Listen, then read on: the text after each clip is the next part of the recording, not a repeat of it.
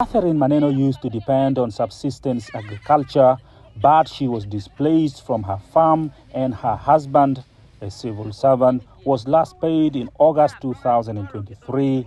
At home now, getting food is a big challenge. Most times you go to the market and the money you have gone with cannot buy food for one meal for the family.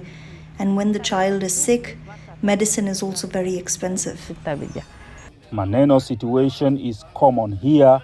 Traders and business people add that inflation is eating up their capital. Handling inflation is defeating us. You buy goods, you sell at a profit, but when you return to wholesalers to buy new stock, your money cannot buy the stock. The price has gone up, so I'm thinking of closing the business.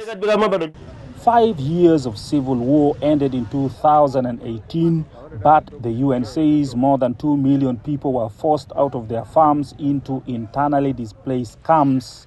An estimated 60% of the country's population still needs humanitarian assistance. South Sudan's vulnerability to climate change and natural disasters compounds the country's humanitarian crisis, jeopardizing recovery and undermining developmental efforts. Drought and major floods that have led to more displacements and loss of livestock.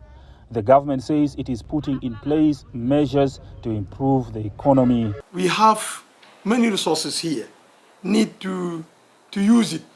So through this macroeconomic and finance management, and through training and through capacity building, we have a capacity to use our resources.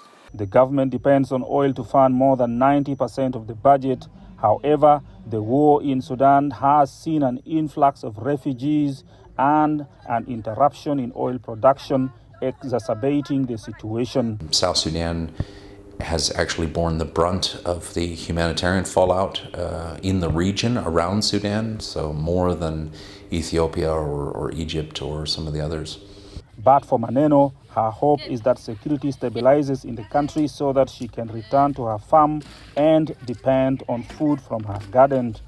Patrick Oyet, CGTN, Juba, South Sudan.